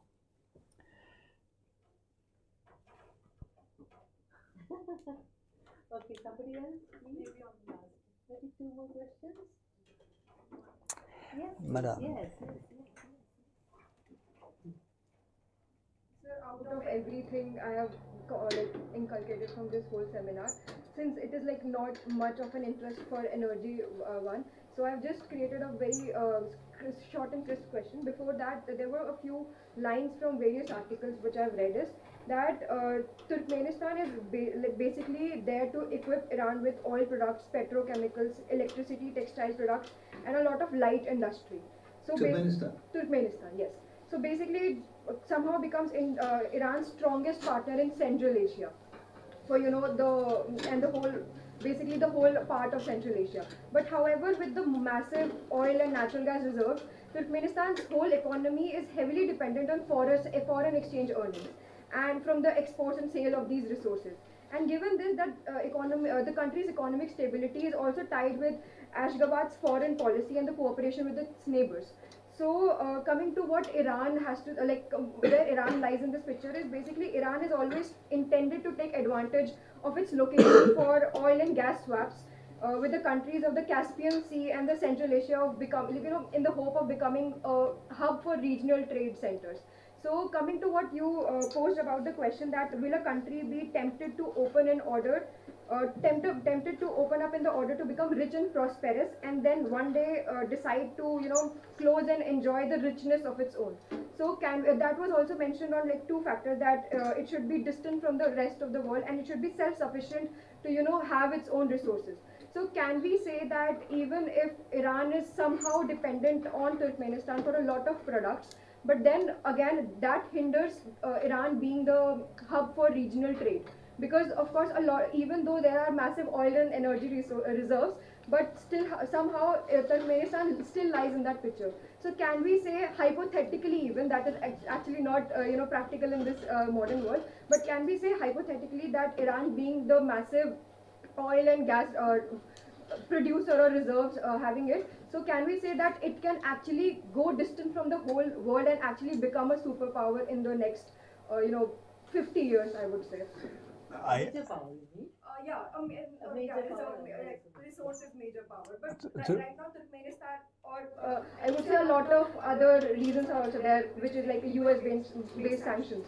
So can we say that Iran just one day just disappear from the whole thing and then actually work on becoming a major superpower for energy reserves and oil? Iran? Yeah, Iran. Iran, yes. But I think my answer will be the simple answer is that we're dealing with 2 different timescales. One time scale is that of politics and sanctions and the regimes and fairly short-term pressures, tensions, and so on. And the short term eventually goes. The short term doesn't last in the sense that what we call sanctions today, history shows us have always gone. Either because the regime changed fundamentally, like South Africa, or whether the authors of the sanctions themselves can no longer sustain their tough stance on the countries in which they have imposed sanctions. In the long term, evolutions take their own course. In the long term, obviously, in the medium term, Iran and Turkmenistan in particular have become each other's pressure valve in terms of sanctions that they have received. Turkmenistan, at some point, eased out to a little extent in the late 2000s, 2008, 9, 10, so on, the exclusivity it had with Russia in terms of exporting. Turkmenistan exported its gas to Russia. Russia doesn't need gas, but through Russia, Turkmen gas could be exported elsewhere, with imports and exports via Iran. And certainly Iran found itself close to international trade due to sanctions, and logically it turned to Turkmenistan to facilitate things like this. So in the medium terms, I would call it arrangements which countries can actually find. Neither Iran nor Turkmenistan, in terms of energy, need anything from the world, except selling to the world to derive revenue.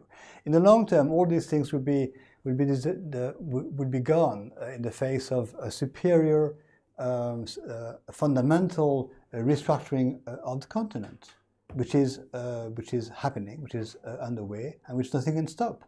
If you look back centuries, or not millennia, but I mean the long-term perspective, what is being launched will continue. The metaphor of the super tanker or the super ship, whatever, that sort of just goes on. And what is happening at the present in terms of continental geopolitics is that East Asia, Central Asia, West Asia are reorganizing themselves, restructuring, reforming a power base. That is irresistible in terms of long-term dynamics. And the hypothesis I formed 20 years ago, which was then too anticipated, and which today obviously is still perhaps anticipated, is one by which Eurasian middle powers are forming an arc or a chain of countries that make sense. And these middle powers are Mongolia, Kazakhstan, Turkmenistan, Turkey, linking the east of the continent to the west of the continent, in between the giant or super or larger actors, which are Russia and India, China, Russia, and India. It has been the case over the past 20, 30 years that those called middle powers have neither been trapped in dependency dynamics by the other larger countries, nor pursue the course at the expense of the other would-be dominant key actors, but somehow they all have together formed a new entity. The China has emerging as a great power before the end of the Cold War. I really insist on this all the time because China's position is not a consequence of the end of the Cold War. It's just the context has accelerated China's course, decided in '78. Russia is a reinvented state actor, post-Soviet. India, to me, there is the pre-1998 India and the post-1998 India. You seem to be downplaying what happened in 1998 in terms of dependency, nuclear dependency, and so on. We can discuss this. But let's call them, to simplify the vocabulary, the big actors and the medium actors and even the small actors all together are forming a new entity. That is the irresistible, or at least the deep trend, and the rest is contingencies. To call contingencies a regime sanction or a sanction regime is a bit of a bold statement. I agree. To call contingencies border conflicts or even military tensions is a bit of a bold statement. I'm aware of that.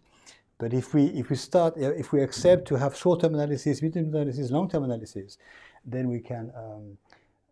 Then I can suggest something worth our reflection. And to finish off, because it's time, but to think of Europe, I mean, first of all, I said, and I stick to my point, that the word Europe has meant something so different over the past decades, and Europe now is accepted as being 26 members, 27 members, whatever, stable entity, a union, and so on, but it was very differently in the past. And if you think of what you've just been said for Asia, countries under sanction, countries isolated, countries dominating, and so on, that's our history. But someone who would have said, in fact, some people said 1,000 years ago, the so-called idea of Europe was launched 1,000 years ago. It was relaunched by philosophers in the Middle Ages and in the modern times. The idea that Europe could be united, but the concept at some point in our history made no sense, was perceived as a joke or as a sheer impossibility. Before we had nations, before we had post-medieval sort of time. So what is impossible often becomes less impossible. This is my point. But in the short term, what you're saying is more than relevant. In the short term, I'm being extra naive and I'm being extra simplistic. But in middle and long term, we can discuss this. Except that, as Keynes said, I said before, in the long term, we're all dead. So But we can have a post-life dialogue. I think it's time. Yeah. You're done for today. We'll see you tomorrow. Tomorrow you have to submit your essay. The student wanted no. So please remember to do that. No late submissions. Tomorrow at around this time, one of the volunteers will move around and collect the essays. So all the best. See you tomorrow. Take care.